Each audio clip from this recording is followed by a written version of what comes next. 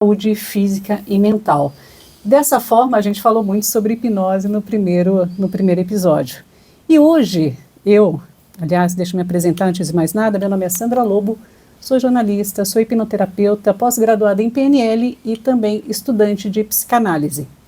E eu, para complementar, para trazer assuntos interessantes, eu resolvi convidar uma pessoa chamada Rodrigo Reis, que é um cara, assim, com um longo histórico de trabalho na área da saúde mental, né? É um cara que conhece bastante, é hipnólogo também, tem 25 anos de carreira dentro da publicidade. Parabéns, porque não deve ter sido muito fácil, né? É um meio bastante concorrido, né? Bastante acirrado. E ele veio trazer para nós um assunto muito legal que a gente já vai começar, né? Que é sobre a memória, né? Seria a reconsolidação da memória.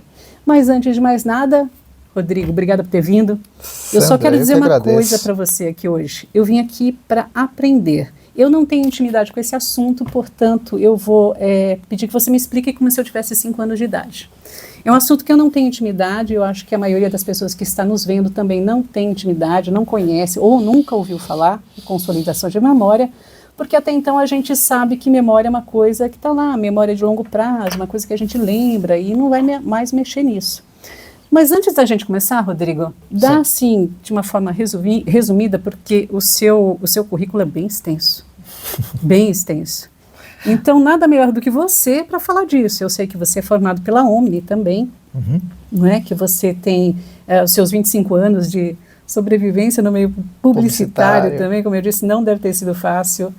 Mas também foi se encaminhando de alguma forma para a questão da saúde mental, né? A hipnose.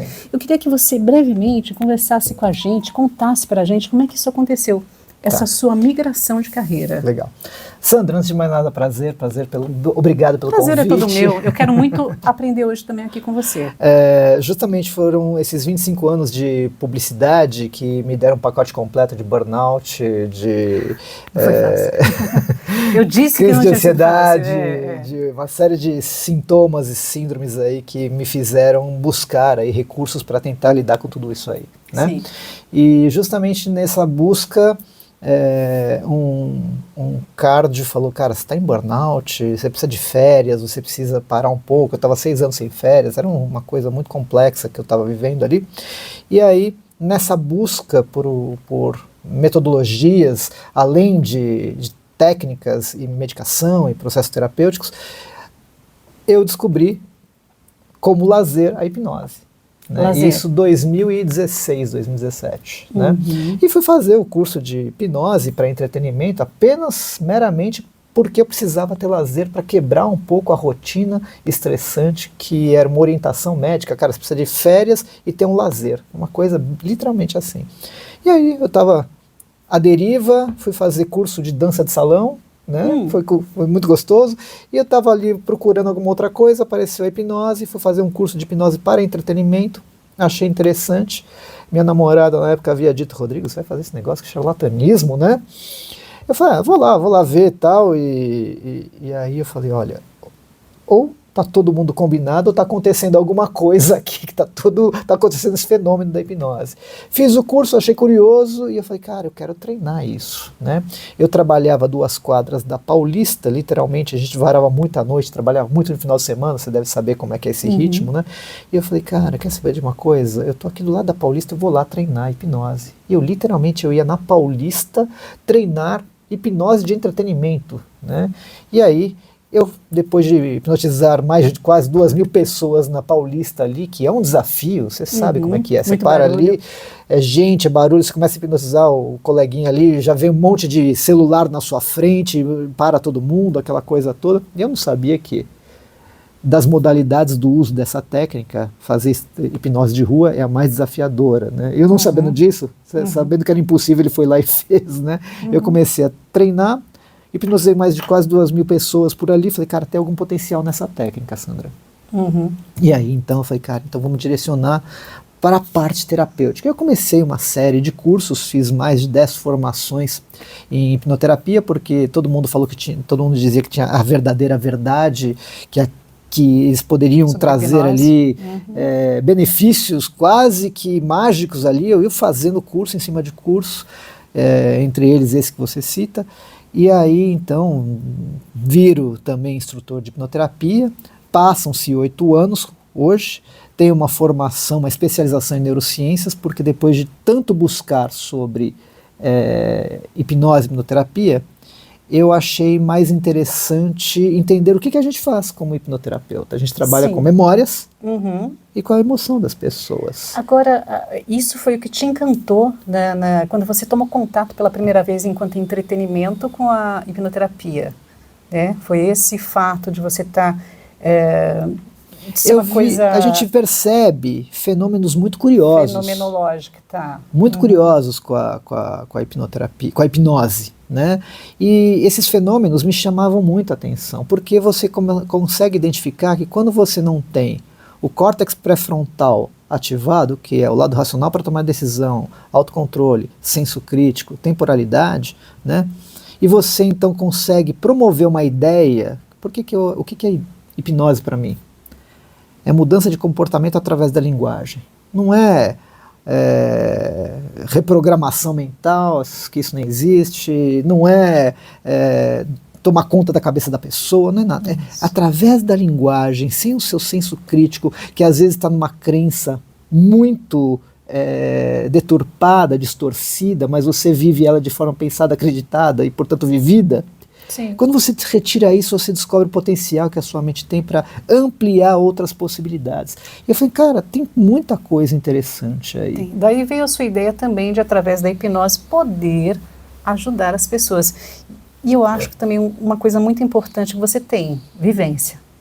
Porque se você não vive, você passou por uma série de questões, né? Que o meio publicitário realmente é um meio cruel. A gente pode falar que é um meio cruel, é muito acirrado realmente. De repente você teve toda essa vivência, né? A questão relacionada com depressão, isso, né? Também foi buscar, teve um burnout. Sim. Então isso te fez ter um olhar muito diferente, né? Você partiu em busca de si mesmo. Claro, né? Foi justamente essa compreensão que estava acontecendo comigo e como esses sintomas literalmente tiram a gente de um prumo, de uma estabilidade emocional e nos leva a um nível de, como é que eu posso te falar assim? A gente cria um universo paralelo, ainda mais o burnout, que o burnout tem, o subtítulo do burnout é: todo mundo me avalia pelo que eu faço e não pelo que eu sou. Exato. E aí você acha que você está sempre, 24 horas, sendo percebido sobre o seu potencial profissional. Você nunca está tranquilo, nunca está em paz. E isso distorce mesmo, você fica 24 horas vivendo sob esse estigma, né? Então, o que é isso? Isso é uma hipnose, Sandra. Também.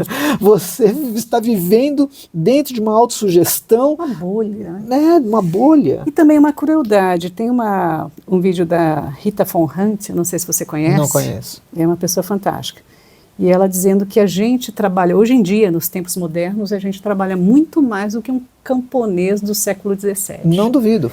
E daí que vem toda essa pressão, o burnout, que hoje está sendo falado muito nas empresas, porque você vive nesse medo quase de que você tem que se provar a todo momento. Sandra, para você ver como isso é muito cruel. Para você ver como isso é uma verdade que você está dizendo, esse mito daquela mulher, mãe solteira, que trabalha, cuida do filho, faz atividade física, né? Sempre bonita, tá sempre bonita e com disposição, não existe, porque eu estava vendo um antropólogo falando que se você voltar a algumas centenas de anos, as pessoas viviam em comunidade. Se você pegar, por exemplo, uma comunidade indígena, você tem as ocas colocadas ali como se fosse um grande círculo, os homens vão para a caça, as mulheres todas elas estão produzindo e as crianças são cuidadas por todos. Sim, uma comunidade, né? Um trabalho completamente comunitário. Exatamente. Então,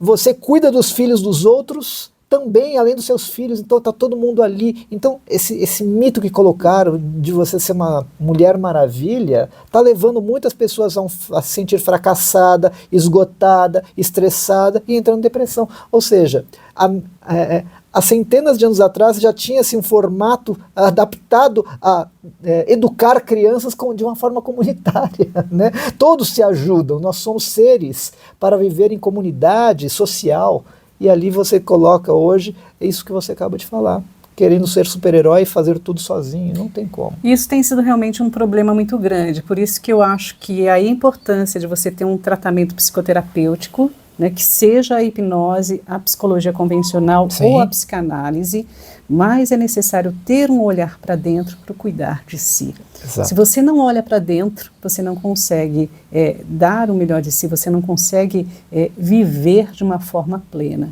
E aí que está o grande problema.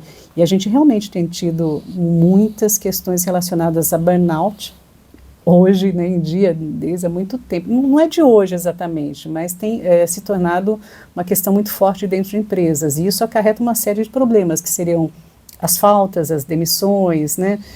A pessoa tem que se afastar durante um tempo por conta de tudo isso. E né? já evoluímos bastante, porque hoje estão reconhecendo o burnout como uma doença de trabalho. Antigamente falaram que era bobagem, uma frescura e tudo mais. Né? E se fosse mulher era pior ainda. E depressão, cala a boca e trabalha que cura. Exatamente. Fazendo Existe ainda essa mentalidade. Existe. Você tem que dar muito de si para poder sobressair, a pessoa fica realmente naquela pressão, quando vai ver já caiu dentro de um burnout e já está de cama. E eu só acredito, como você falou, num trabalho multidisciplinar. Sim. Apesar de eu ser hipnoterapeuta há praticamente 8 anos, eu não estou aqui levantando uma bandeira de que o meu trabalho é incrível e só com ele você terá ótimos resultados. Não, eu acredito num trabalho multidisciplinar com apoio médico, psicoterapêutico e outras terapias que possam te auxiliar, complementar para que isso aconteça. Eu gosto do termo da Rosa Cooker, que é uma psicodramista, que ela diz assim: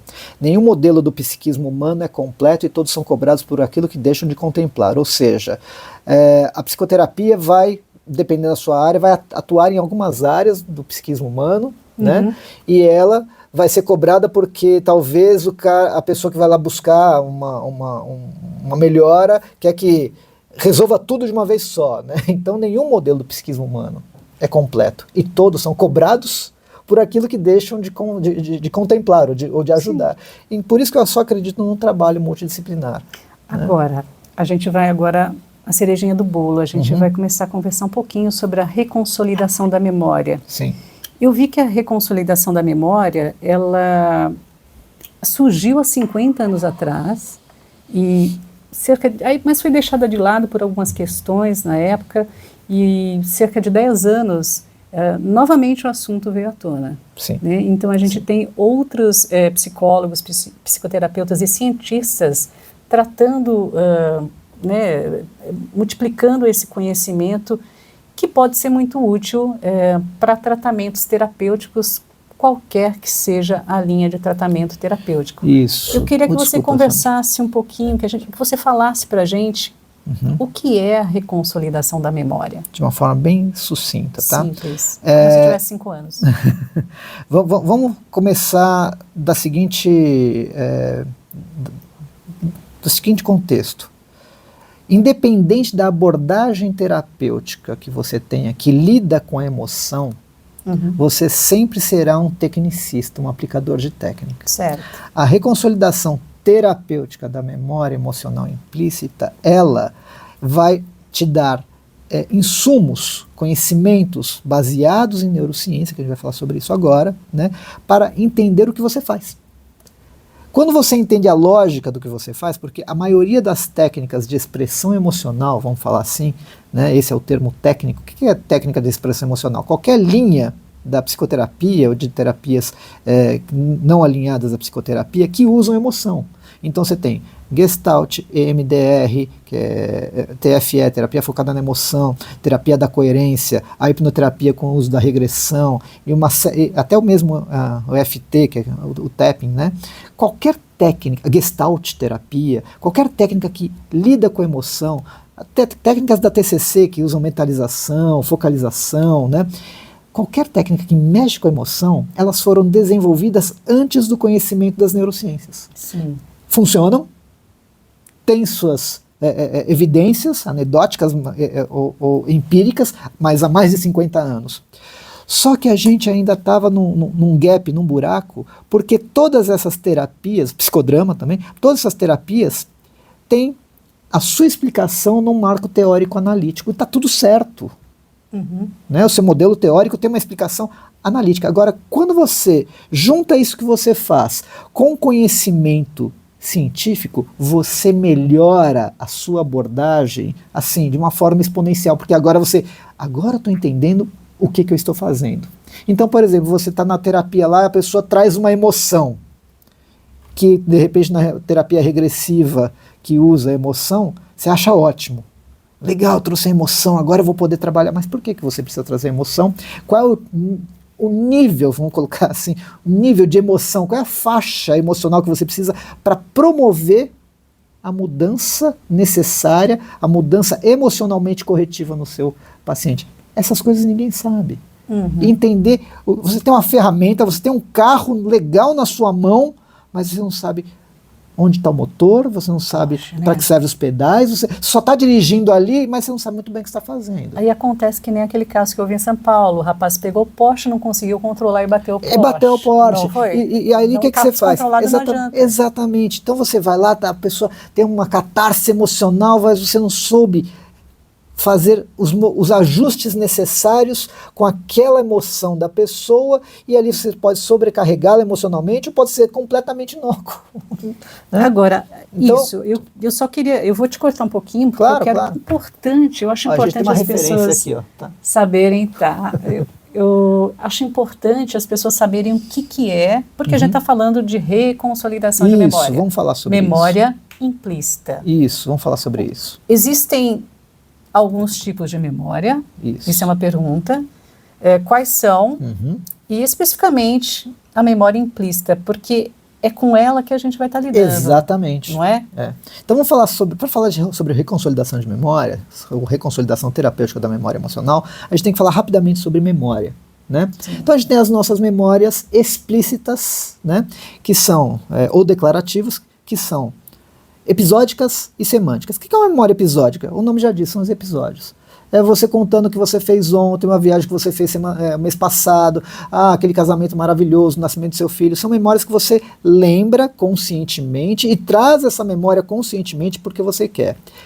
Todas as memórias que você tem elas ali guardadas há anos, elas já são uma memória de longo prazo. Memória de curto prazo é uma memória operacional. Né? O caminho que eu fiz para chegar até aqui no estúdio, talvez eu não precise guardar. Né? São memórias operacionais que você não precisa. Então são chamadas memórias de curto prazo. Uma memória de longo prazo, ela foi, primeiro, vivida, percebida, avaliada, então isso precisa ser guardado. E ela vai ser, então, consolidada e vai ficar em algumas áreas do cérebro. Tudo bem. Então, a gente tem essa memória explícita. Memória episódica e memória semântica. Memória semântica é memória de significado. Ler é uma memória semântica. Esses desenhinhos que a gente codificou que tem alguma simbologia, que juntos formam palavras, frases e tudo mais. Né? Então, ler é uma memória semântica. Ou uma memória semântica que é a história que a vovó te contava, da dificuldade que ela teve quando veio aqui para o Brasil, que a vida era difícil lá na Itália, não sei o que, e você incorpora isso para você. Né? Então você tem uma história que você não vivenciou, mas ela é parte sua, da sua formação. Então são memórias semânticas de significado. Tá, essas são as duas memórias que a gente tem. E a gente tem as memórias implícitas. Das memórias implícitas, você até me contou, né? Tem a memória procedural ou procedimental. Isso. Que a gente vai falar sobre elas, memória associativa, não associativa, memória priming, e cada uma dessas tem subdivisões de memórias. Ou seja, não é tão simples. E a memória emocional. Mas vamos pegar a procedural só como um exemplo simples, tá? Memória procedural ou procedimental. Memória procedural você anda de bicicleta, Sandra? Sim. Então, aliás, você anda bastante de bicicleta. Bastante, adoro. Que você me falou. Quando você sobe na bicicleta, você para pensar como andar, você só sobe e vai. Só subir e voa. Então pronto. Você não sabe, mas implicitamente, ou seja, de uma forma não percebida, tem um monte de outras memórias atuando. Né? Memória proprioceptiva, que é a memória muscular. Seu cérebro sabe automaticamente que músculos exatos ativar para fazer com que você pedale. Você tem uma memória espacial, uma memória de coordenação motora e até, quem sabe, ativa uma memória emocional porque andar te traz alguma coisa muito gostosa. Só que você não está percebendo nada disso. Só está ali perguntando para sua amiga, e aí, qual é o caminho que a gente vai fazer hoje? É automático. É automático. Então essas memórias que estão rodando na Deep Web ali, que estão rodando de uma forma que você nem percebe, são chamadas memórias implícitas. Entre todas essas memórias que eu falei para você, vamos pegar o que importa, que é a memória emocional. A memória emocional agora a gente vai começar a entender. Toda memória de longo prazo, Sandra, quando relevante, tem um sentimento coligado a ela. Então, se eu te perguntar assim, me conta aquela sua viagem que você fez para os Estados Unidos. Aí você fala, nossa, sei lá, 2 anos atrás, 3 anos atrás, 10 anos atrás. Nossa, Rodrigo, porque eu cheguei lá e eu fui, meu sonho era conhecer a Disney. Você já nem tá olhando para mim, né? Meu sonho era conhecer. Aí a Disney, já faz assim com a mão. A Disney tava ali, quando eu vi o castelo e não sei o que lá, a pessoa já tá vendo aquela cena. Aí eu pergunto para ela, legal. Você percebeu que quando você estava contando, o que você sentiu? Nossa, eu senti uma alegria, eu senti uma felicidade, eu senti um negócio aqui diferente em mim. Sim. Então, toda a memória tem uma emoção ligada. Emoção. E ela se torna mais permanente quanto maior for a emoção. Exato. Só que isso que eu te contei, que é bonito, também acontece no lado negativo. Ou seja, se você passa por um evento, vamos falar de alta carga emocional, aquilo também vai ficar muito bem registrado. Quanto maior a emoção, mais registrado fica. E aí o que acontece? Vamos pegar um exemplo bem simples para poder conversar aqui com você e com vocês, né? É um exemplo que eu sempre trago, né? Mas tem outros mais complexos. Mas eu vou bem no raso. O raso, eu não sei se eu já te contei, você está ali, a pessoa te assalta e leva o seu celular. Vem com uma moto, apresenta a arma, leva o seu celular. Parabéns. Nessa hora você sentiu um medo, você sentiu um terror, você sentiu um pânico, uma paura. Você entrega o celular, não acontece nada com você, graças a Deus, e a pessoa vai embora, você ainda está ali desesperado, em estado de terror ali, mas aí você para no barzinho, toma uma água, relaxa, dá um tempo, a coisa melhora, aí você vai para casa, respira, aí você vai fazer o BO online, aí você vai, dorme, acorda, tal, aí você começa a contar. Você conta para sua mãe, você conta para sua tia, você conta para o seu marido, você conta para sua namorada, para o seu namorado, e conforme você vai contando, você agora vai mudando a valência dessa emoção, que na hora você sentiu medo, paura e terror, você começa a contar, e aí você já está mudada, você já começa a contar com uma certa raiva. Não, porque aquele desgraçado que me levou o celular, é porque ele veio de costas, se ele viesse de frente, eu dava uma mochilada na cabeça dele, saia correndo, pulava não sei aonde, blá, blá, blá, e aí você começa a mudar essa história, e você vai colocando uma raiva. Por que você faz isso? Porque você vai mudando a valência de medo, e paura, e terror, para raiva, porque é protetivo. É muito melhor você conviver com a raiva do que com medo. E aí você tem o quê? Você tem 2 emoções, que a gente chama de memória emocional, para o mesmo evento. Uma é a parte sentido original da experiência, que é o medo. A outra você foi criando uma narrativa e colocando raiva.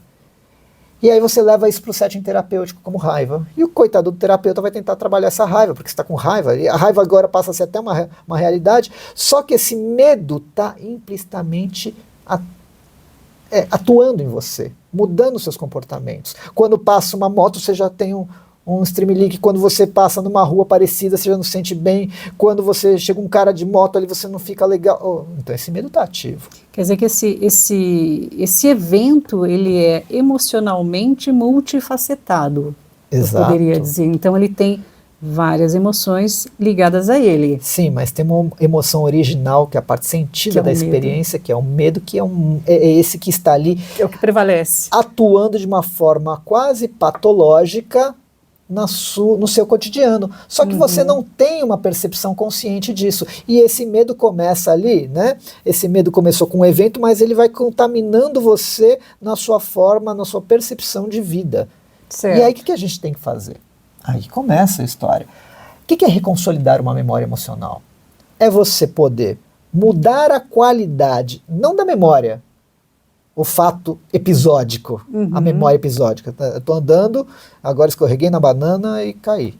Ah, então vou mudar a memória? Agora eu passo pela banana e não caio? Não.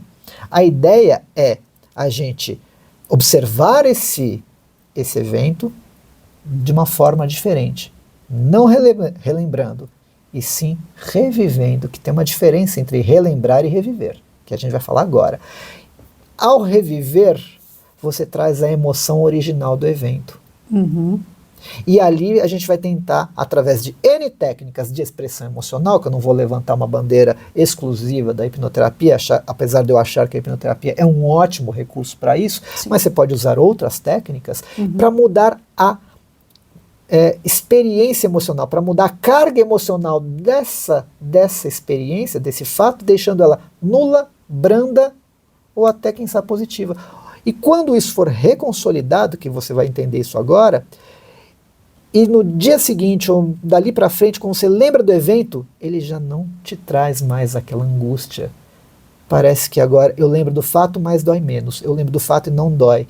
Nossa, este alívio que você tem emocional faz com que, então, aquele alarme que estava ativo, rodando na Deep Web, pare. E com isso você começa, então, a ter mais facilidade de conviver com a sua própria vida, de lidar com a sua vida.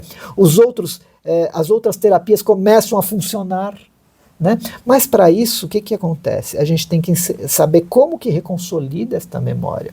Então, toda a memória de longo prazo, como você disse no começo, existia um conceito de indelebilidade desta emoção, ou seja, aconteceu o fato, ficou traumatizado, a partir daí um abraço, você não tem o que fazer, amigo, é tomar remédio, conviver com isso, com uma terapia aí de apoio para lidar com isso. Quem entendeu isso foi Joseph Ledoux, na década de 80, e isso meio que se popularizou. Mas o próprio Joseph Ledoux, ele descobriu que era possível fazer ajustes nessa memória emocional na década de 2010, 2000 e pouquinho.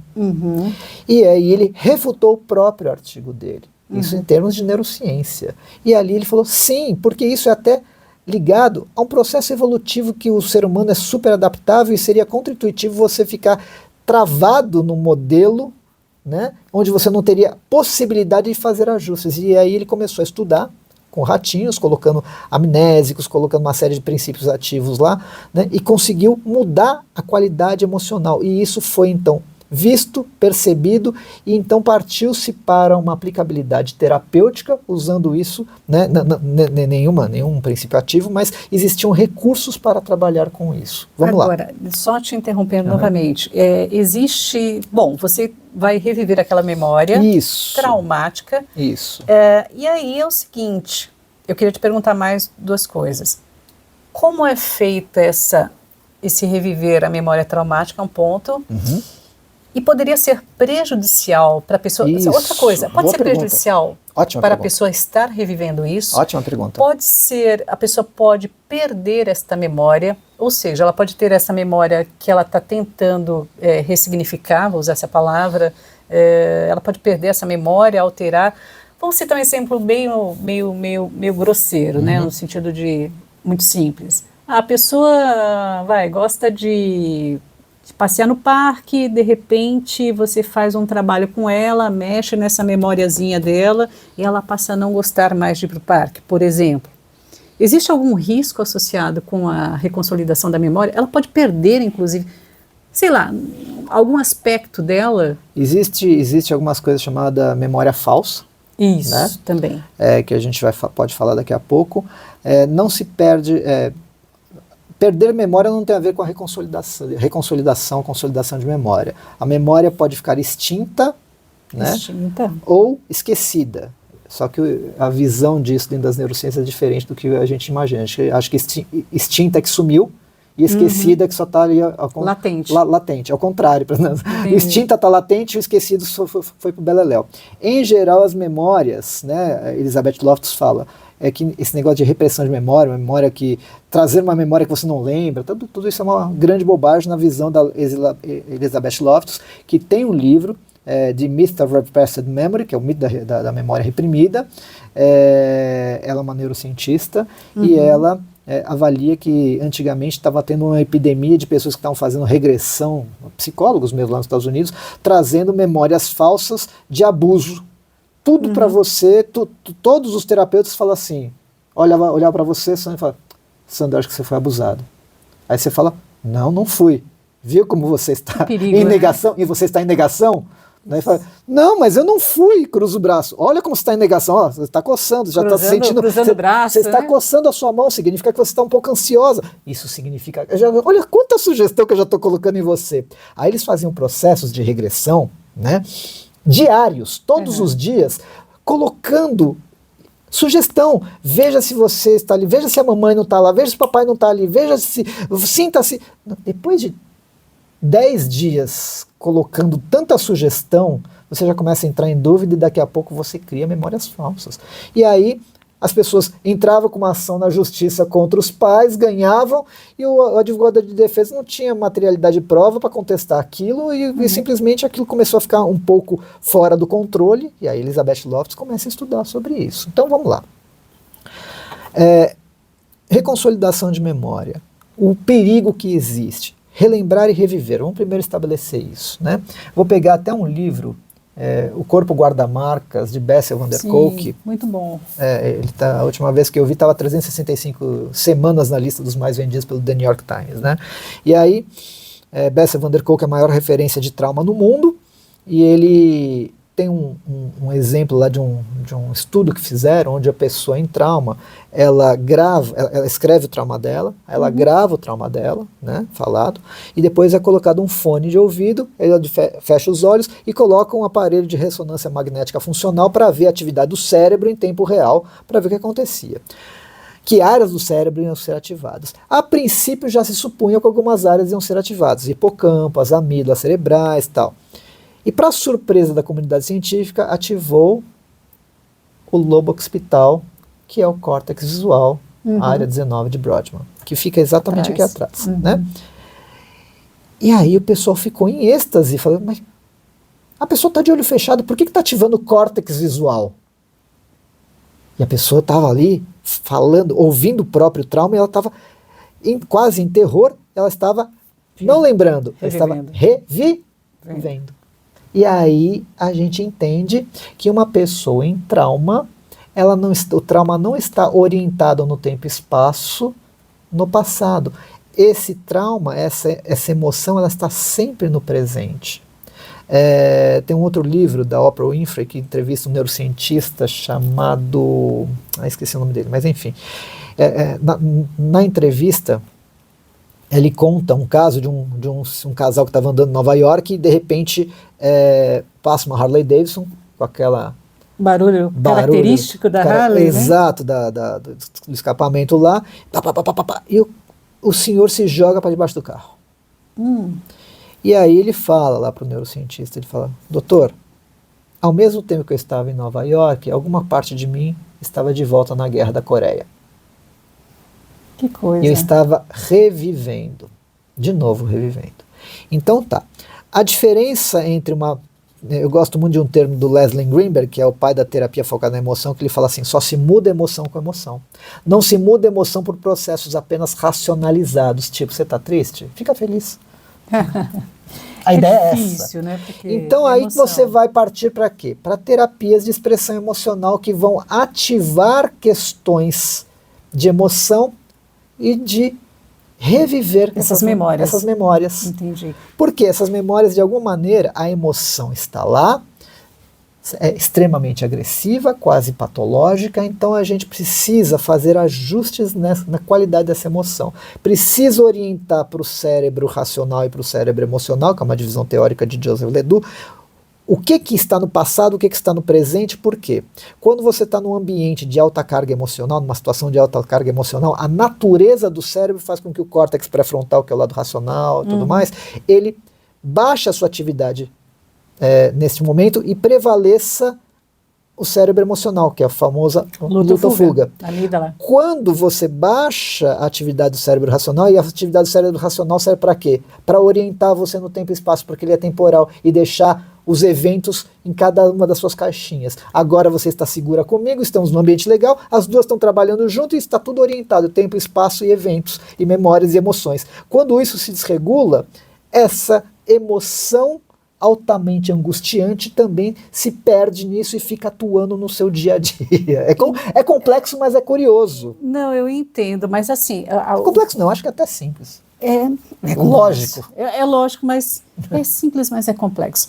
Mas, no caso, o papel do terapeuta, então, vai ser trazer essa emoção à tona através de técnicas específicas que podem ser, inclusive, a hipnoterapia ou uma psicoterapia também, ou qualquer outra técnica que a gente tenha. De expressão emocional.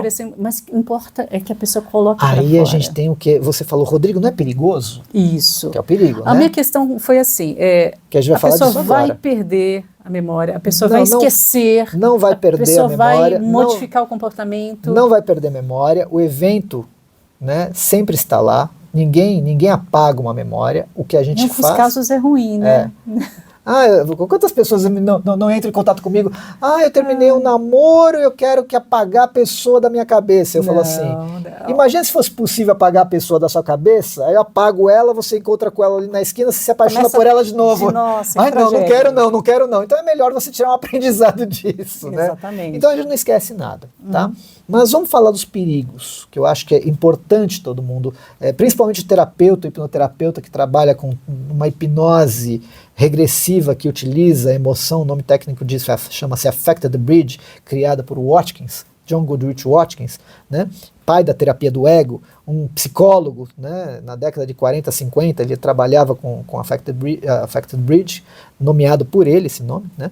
Enfim, a gente tem uma coisa que a gente chama de faixa de tolerância. Como que funciona a reconsolidação de memória? Você vai pegar a memória que está lá em longo prazo, ela realmente está consolidada, você não tem o que fazer. Quando você traz ela, revive ela vai para o hipocampo. Quando ela está no hipocampo, que é a memória de curto prazo, nessa hora ela fica plástica, ela fica plausível de ajuste. Você trouxe para aqui agora. Sim.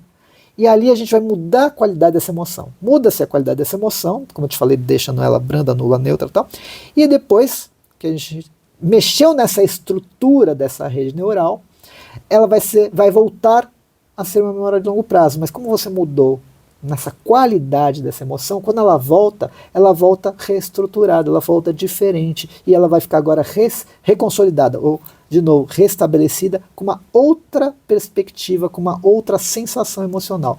Só que essa faixa de tolerância é o grande detalhe disso. Você tem que ir direto nessa faixa de tolerância. Se você ultrapassa ela, a pessoa entra em catastrofização e ela não consegue trazer recurso. Catastrofização. Isso, vamos lá.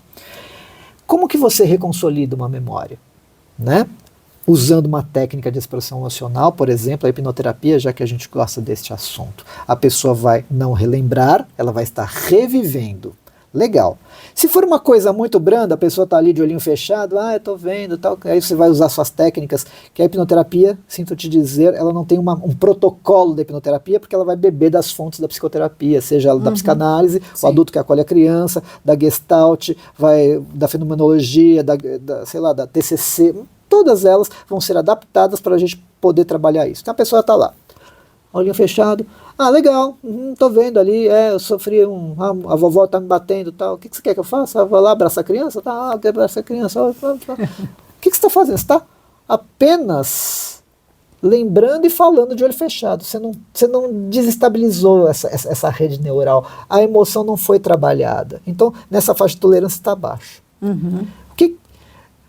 O ideal é a pessoa estar relembrando, os dois cérebros racional e emocional tem que estar atuando, porque a pessoa vai perguntar assim, hipnoterapia eu fico inconsciente? Não, você não fica, você está sempre consciente. 2, mas eu pensei que eu ia dormir na hipnose, que eu ia ficar inconsciente, que você ia fazer alguma coisa e eu ia acordar já. Não, eu preciso desse cérebro racional, que ele é o lado recurso. E eu preciso desse cérebro emocional, que é o lado emoção. Eu preciso dos dois estáveis e conversando entre eles para pegar o evento, adequar no tempo e espaço, usar o recurso, que o cérebro racional é o recurso, o outro é o trauma. Tudo isso tem que estar trabalhando conjuntamente. Entendi. Então tem pessoas que falam assim, nossa, Rodrigo, eu estava, é como se eu fosse sonhar acordado, eu estava aqui agora, tal, e eu pude me ajudar, tal. O ajudar é o cérebro racional. Então, a faixa de tolerância é, você vai trazer a emoção, você vai sentir você vai ter a parte sentida da experiência, e o lado racional, que é o lado recurso, vai poder então passar certos ajustes, certas coisas que, assim, como a gente diz, só a Sandra conhece a Sandra. Não tem terapeuta, não tem psicólogo, não tem pai, não tem mãe que consiga conhecer mais você do que você mesmo. Sim. Por isso que a hipnoterapia, pelo menos no modelo que eu trabalho, eu tenho que explicar para o meu cliente que ele vai ser o papel, né? Papel fundamental, exato, protagonista nessa fase de ajudar-se. Se ele acha que ele não tem recurso nem para se ajudar, nem vão fazer. Agora, o que é ultrapassar a faixa de tolerância? Quando você é arrebatado por uma memória, revive a um ponto, como aquele cara lá que se jogou debaixo do carro e ele entra em catarse, em catastrofização, o cérebro racional parou de trabalhar. Lembra que eu te falei? Porque da natureza. Emoção também, né? O cérebro racional, ele baixa a atividade e você só fica no desespero do luta e fuga. Porque, aliás, por que se faz isso? Vamos supor que centenas de anos atrás você está lá tomando uma aguinha no rio, vem um leão. Se o cérebro racional vai lá para decidir o que vai fazer com aquilo, ele morre, porque ele fala, será que se eu fizer bichinho, o leão vai virar meu amigo? Será que eu corro para a esquerda? Será que eu corro para a direita? Será que eu fico parado e finjo que sou mais tato? Você já morreu. Então, o cérebro racional tem que parar de querer e deixa que o cérebro emocional tome uma atitude imediata. Só que essa atitude imediata, às vezes, não é a mais adequada. O cara vai lá, eu vou subir na árvore, só que ele esqueceu que leão sobe árvore também. Esse é um grande problema.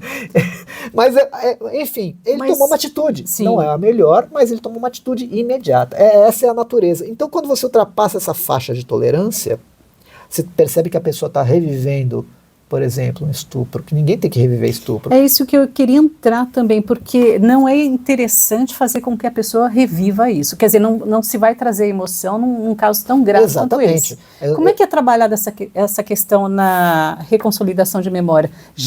Então aí a gente tem um paradoxo, porque seria ideal reviver esta emoção, porém, neste caso, fica complicado. Você falou que se bem, resolve? A gente trabalha emoção, não trabalha a memória episódica. E como é que você vai separar uma coisa da outra? Porque uma coisa é o fato onde ela está vivendo aquela emoção. Exatamente, aí você tem que fazer uns ajustes. Né? Por quê? Para casos desse nível, abuso, não faz sentido você reviver abuso. Tá? E o caso também não é sobre o abusador, é sobre o abusado, a criança. Sim. Tá? Então, eu, por exemplo, quando eu começo a perceber, a pessoa nem me contou, mas eu começo a perceber que está aparecendo ali um abuso, eu já paro a cena. Calma. A gente já sabe o que acontece, já sei, tá? Não precisa. O que a gente tem que focar é na criança, não no fato, não é? A criança está desorientada, a criança adulto. A criança interior, vamos falar, essa criança interior ferida que é uma linguagem metafórica da psicanálise, sim, mas para mim muito, muito interessante, né? Legal. É ela que precisa de ajuda, não é? Não é o abusador. Não faz sentido você ver aonde, como, quando, e sim o que ela está sentindo. O que ela está sentindo? Falta de amor, falta de apoio, está insegura, tá? Primeira coisa que eu faço, por curiosidade, aprendizado empírico, todas as vezes ao longo de 8 anos que eu vi situações onde a pessoa estava passando por abuso, homem e mulher, sim, elas falam assim, eu perguntava antigamente, e o que você quer fazer primeiro para ajudá-la? A gente não precisa reviver cena, a gente só tem que mudar e deixar ela segura. Olha só o que a gente está fazendo, a gente está mudando a emoção, segura, tudo mais. Ela falou, 90%. Era impressionante, não sei porquê, preciso dar um banho nela.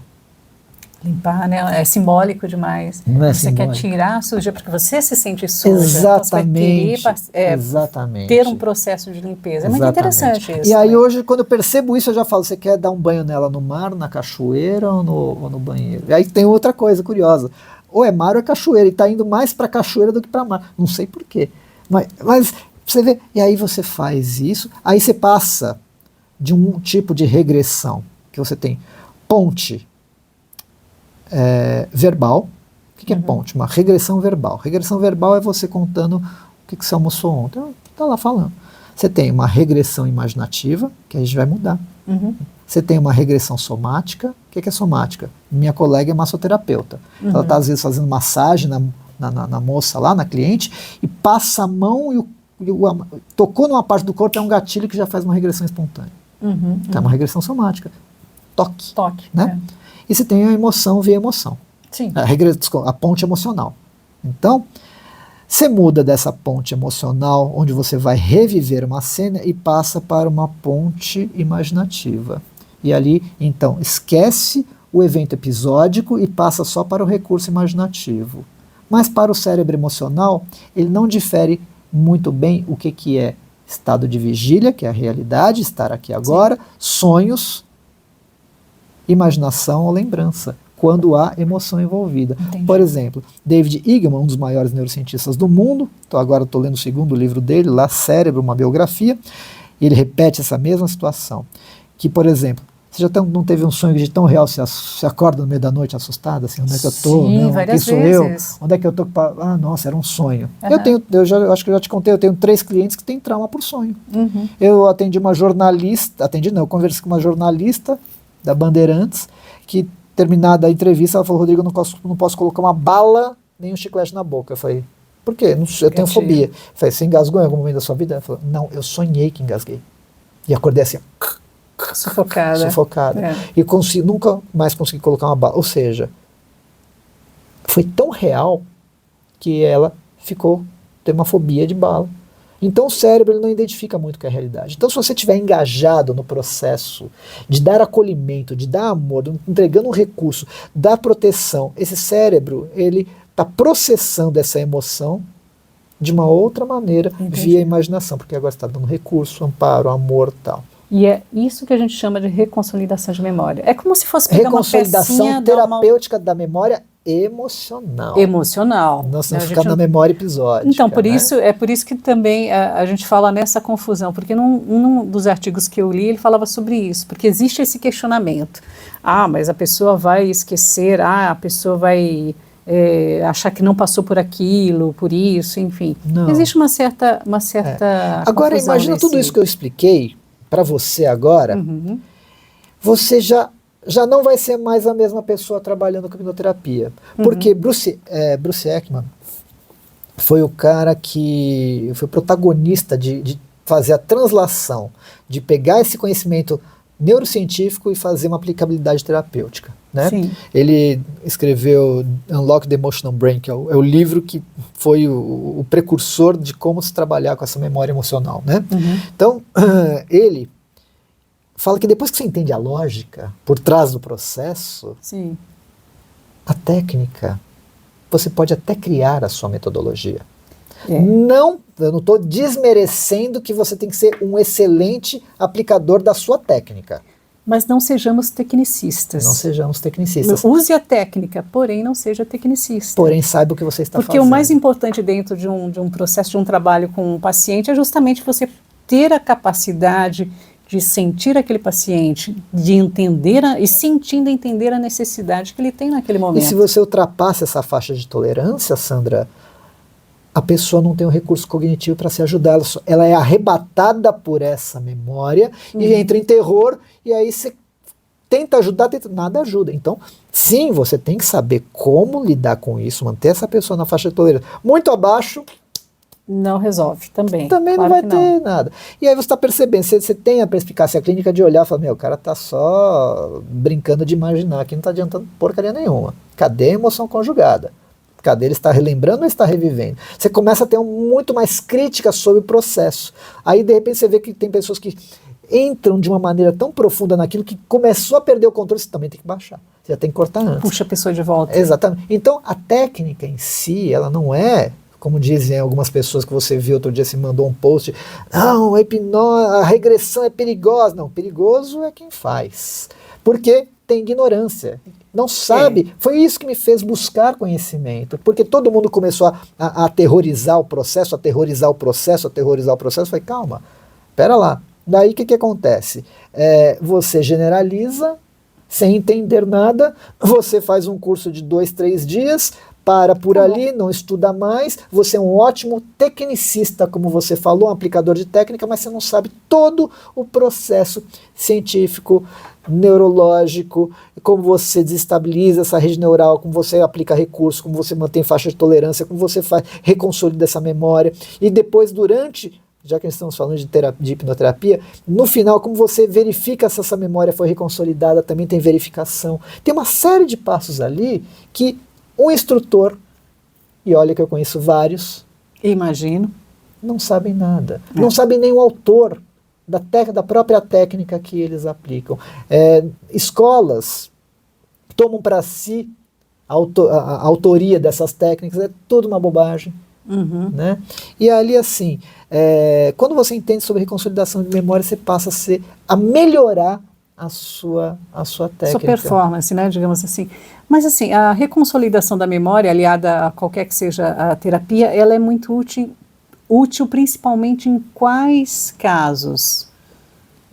Para reconsolidar a memória? Isso. Traumas, estados depressivos, angústias, medos, às vezes carências, para você entender, pelo menos para você entender o que está acontecendo, entender, como te falei, a parte sentida original da experiência.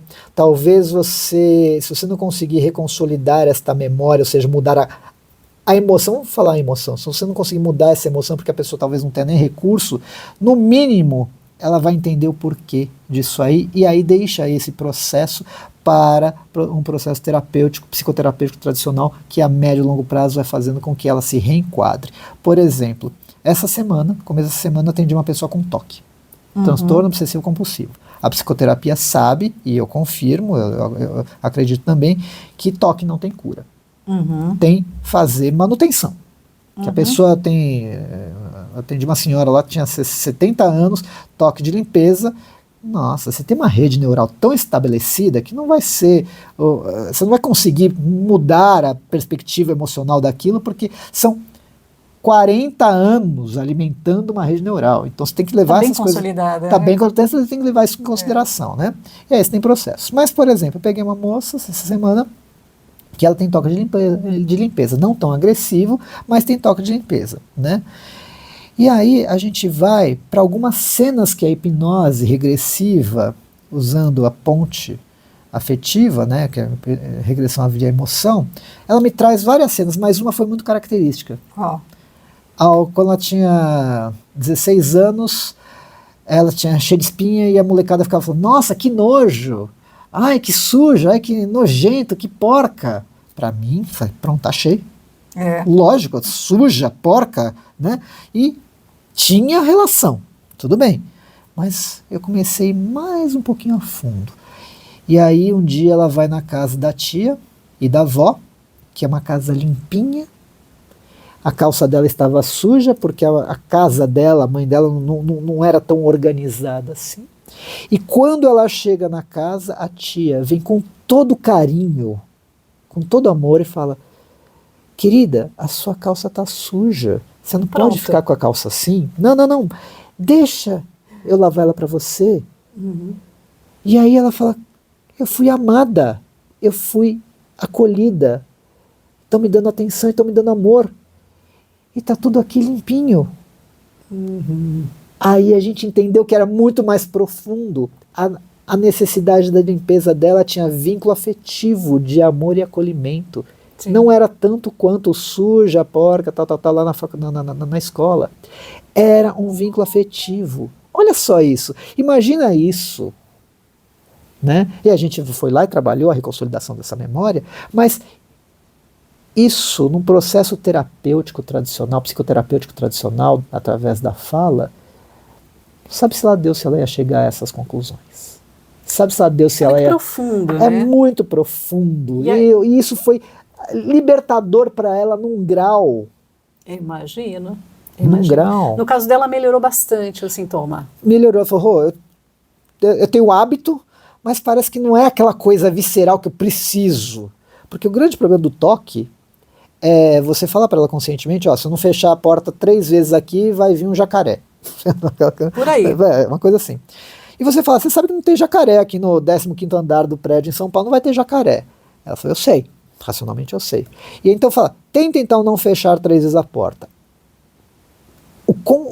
A dor emocional, o constrangimento, a dificuldade de você se desafiar, é o grande mistério do negócio. Ela prefere não correr o risco do desafio, pela suposição de ter um jacaré, do que ela não fazer. É muito mais fácil você se apegar àquilo que você já está acostumado do que fazer a mudança. Porque para fazer uma mudança psíquica, é necessário também coragem. Sim, né? Então, sim. às vezes a pessoa vai num terapeuta e, novamente, qualquer que seja o terapeuta, disposta a mudar e, olha, isso é necessário muita coragem. Eu acho que não é qualquer pessoa que encara esse medo, esse desafio, porque é um desafio, se conhecer é um desafio. Por isso, Sandra, que eu sempre, quando eu vou fazer uma regressão com alguém, uma hipnoterapia regressiva, eu procuro explicar tudo antes. Tudo antes. A pessoa sai sabendo detalhes, para que ela possa avaliar. Falei, olha, a gente vai reavivar certas emoções. Tudo bem para você? Se você acha que não é o seu momento, a gente nem começa. Eu sou muito honesto nesse sentido. Porque tem pessoas que já, hipnoterapeutas, falam, não, vem cá, vamos fazer, é só... E a pessoa não sabe nem o que está acontecendo e de repente reativa ou memórias que ela não deseja, ou emoções que ela não estava afim. Então, eu falo, cara, funciona assim, é assim, para que a gente reativa as emoções, tem um processo por trás, a gente vai reconsolidar essas memórias, você é o protagonista, eu vou precisar de você nesse processo, tá tudo, entendeu tudo? Entendi. Você acha que isso é para você?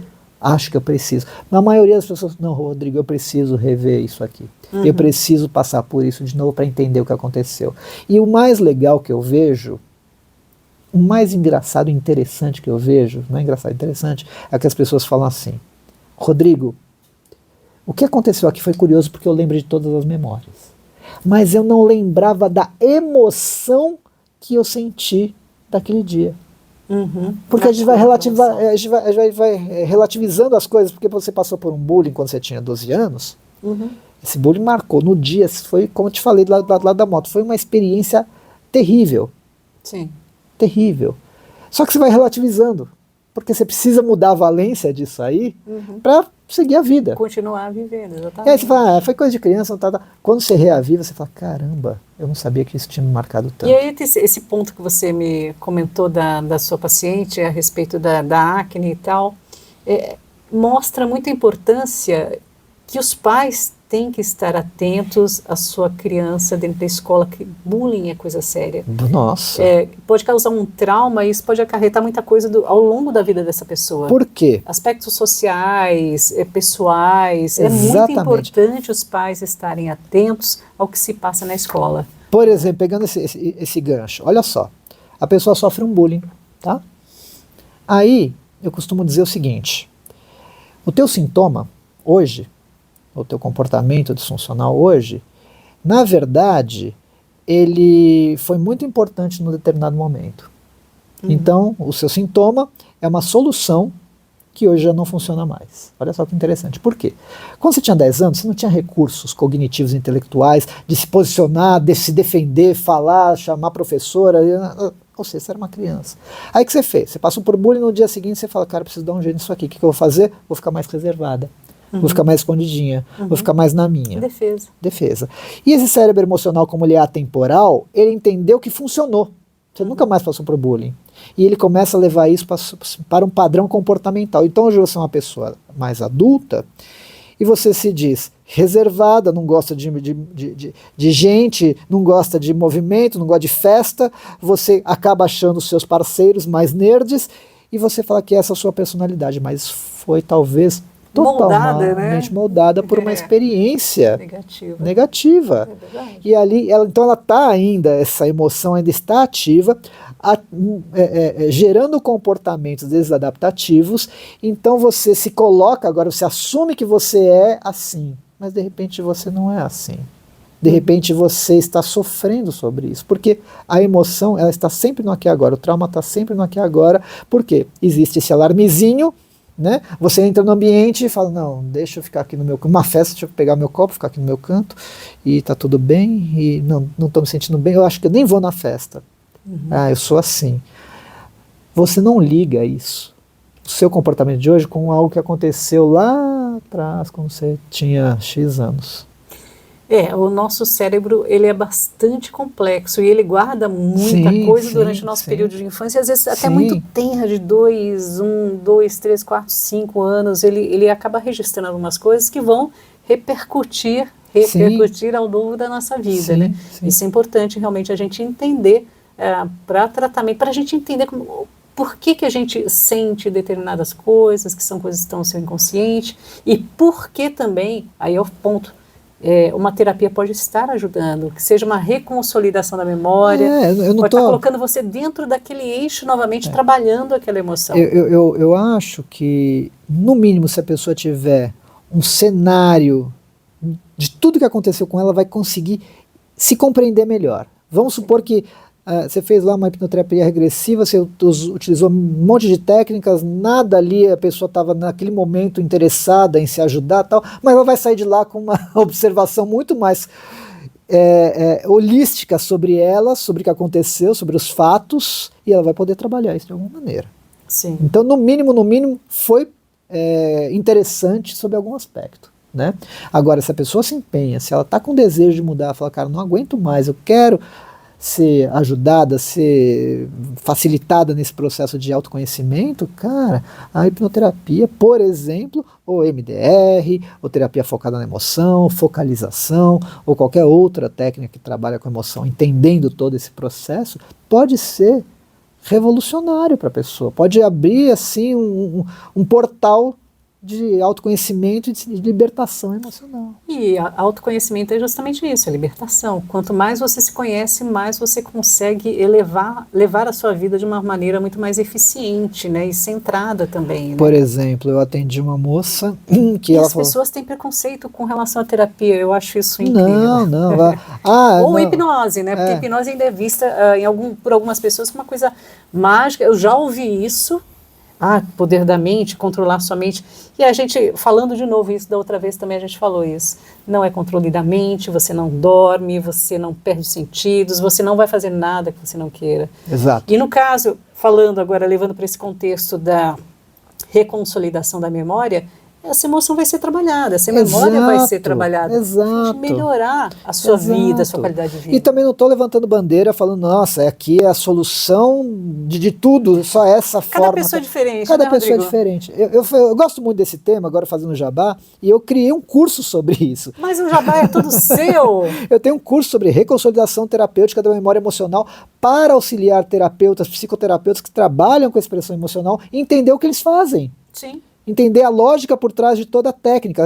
São quase 10 horas falando sobre esse assunto e não é um livro. Eu tive a pachorra de pegar diversos livros, cruzar as informações, porque um fala uma coisa e outro fala a mesma coisa de forma diferente, então um valida o outro.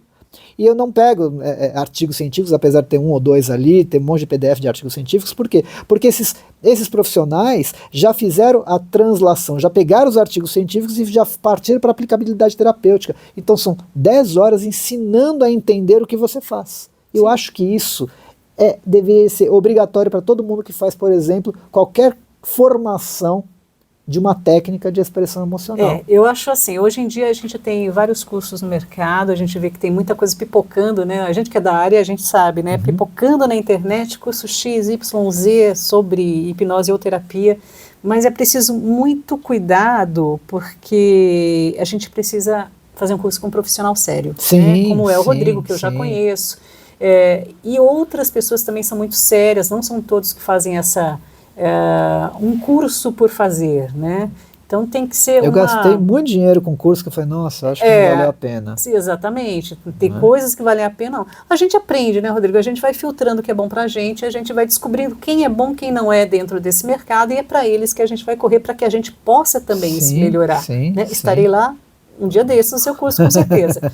Mas a gente precisa também buscar o aprimoramento. Quem trabalha com saúde mental, terapia, precisa estar em constante movimento. E atualização. Atualização, conhecendo, estudando, porque sempre pode surgir alguma coisa você também não sabe, e você agrega daqui, dali, e você melhora a sua técnica Não, sem se tornar um tecnicista, né, Exato. novamente, mas a intenção é essa, para que a gente possa ajudar as pessoas a ideia de uma maneira mais eficiente. não é refutar os grandes nomes da qual realmente desenvolveram esse universo da psicoterapia, mas poder aprimorar, poder atualizar, Sim, né? Poder sim. conjugar coisas agora das neurociências, Que é fantástico também. E você não vai deixar de usar o que você usa, você só vai entender como você faz para fazer melhor. Exatamente. Né? Tanto o site, para quem não sabe, é RTME, Reconsolidação Terapêutica de Memória Emocional, www.rtme.com.br. É um curso online muito legal, muito dinâmico, apesar de eu ser prolixo, mas está tudo bem ali. Fala bastante, né, Rodrigo? Mas é isso, a gente tem que buscar realmente as pessoas que possam nos agregar, né, bons conteúdos, muito conhecimento, para que a gente possa também, né, melhorando cada vez mais aquilo que a gente sabe, para que a gente possa continuar ajudando de uma maneira eficiente as pessoas. Exatamente. Mas é isso, Rodrigo, eu te agradeço aqui demais, eu acho que daria até mais uma outra ocasião para a gente falar sobre o assunto. Se eu for falar não, gente, ele fala horas. Se a gente for falar sobre casos, a gente tem 8 anos de casos aqui, eu vou falar um monte de coisas curiosíssimas assim. Dê-me um caso curioso, vamos lá. Nossa, eu tenho vários. Não, mas aí é um só, né? Não teremos tempo. Tá, a pessoa foi regredindo e ela se viu como um extraterrestre. Um extraterrestre? Não. Muito, muito legal. É legal, é interessante. Muito curioso, muito curioso. Detalhe, nós não estamos aqui para julgar, tá? Sim, então, isso que eu ia falar. Sem julgamento não se pode Rodrigo, julgar. você faz regressão para vidas passadas? O que você pensa sobre isso? Eu acho que é interessante falar. Eu, assim como você, somos neutros. Se você tem a sua crença e acredita que há vidas passadas, você acessa dentro do seu universo cognitivo essa vida passada, eu vou ter a mesma responsabilidade, o mesmo cuidado e a mesma atenção para tratar isso. Sim, porque é uma coisa da pessoa. Porque é a sua percepção subjetiva. Agora, se você tem crenças, sou ateu, minha religião não acredita nisso, tá, provavelmente você vai chegar numa infância, tá, e nós vamos atender com a mesma responsabilidade, com o mesmo carinho, com a mesma atenção. Porque, a princípio, se a gente for entrar nesse negócio aqui, dá uma conversa legal, dentro da visão das neurociências, todas as memórias são falsas. Deixa essa interrogação. Como assim todas as memórias são falsas? Mas a gente conversa isso todos. Spoiler, né? Porque elas são modificadas. Porque elas são modificadas. Elas são modificadas. Elas são toda hora modificadas. Então, aquela memória que você tinha do fato inicial, talvez ela não seja mais a mesma do que você lembra hoje. Só fazendo um paralelo. Aquela história mas é a sua percepção subjetiva, é isso que importa. É aquela história daquela brincadeira que a gente faz. Você fala uma coisa para uma pessoa, telefone sem fio. A frase inicial é completamente diferente da frase final. Mas, para ela, tá perfeito. É aquilo que vale. E aí que está o nosso respeito, a nossa ética. Por exemplo, quando houve o incidente lá do World Trade Center, uma professora lá nos Estados Unidos pediu para os alunos, tinham lá seus 7, 8 anos, escrevesse uma cartinha, escrevendo como é que foi o dia, o que tinha acontecido, todos escreveram, né, falando do evento, como eles estavam vestidos, o que tinha acontecido, como é que foi aquele dia, papapá. Ela guardou essa carta por 15 anos. Nossa. E aí ela chamou todos os alunos e apresentou a carta, só que antes deles abrirem para ler a carta, ela falou, você lembra que você escreveu na carta? Você lembra daquele dia? Todo mundo falou, claro, porque foi um incidente, né, numa ordem mundial, né, e aí todos falaram o que estava escrito na carta, como é que foi aquele dia, tal. Nenhuma bateu. Olha, realmente. E aí teve pessoas que falaram ainda assim, falaram, é a minha letra, vi que fui eu que escrevi, mas não aceito, ainda aceito a minha versão. A versão final, né? Mas isso mostra o quê? O que importa que a gente trata é a sua percepção subjetiva. Exatamente. Ponto final. Então, se você se acha, vai para uma outra vida, se você se viu como extraterrestre, ou se você está ali numa situação de invalidação no meio de papai e mamãe, a gente vai ter a mesma responsabilidade, porque isso está te machucando emocionalmente. Então a gente que é importante, o tratamento, terapia é importante. Gente, bom, eu vou ficando por aqui, vamos ficando por aqui. Rodrigo, muito obrigada por ter vindo. Obrigado aqui a ao você, nosso Hipnocoff. Eu vou pedir para você repetir as suas redes sociais e também o site também que você tem sobre o seu curso. No Instagram você me acha muito fácil, Rodrigo Hipnoterapeuta, com essa cara aqui, tá? Rodrigo Hipnoterapeuta, simples. E o site sobre reconsolidação de memória, para quem quiser fazer esse curso, é www.rtme, que é Reconsolidação Terapêutica de Memória Emocional, rtme.com.br. Sandra, gratidão. Muito obrigada também. Gente, eu estou no Sam Lobo, se vocês quiserem me procurar no Instagram, estarei lá também. Tá? E muito obrigada pela presença. Eu não sei se eu digo boa tarde, boa noite, bom dia para você que vai estar assistindo ou ouvindo no Spotify, né? Se for de noite, de tarde ou de dia.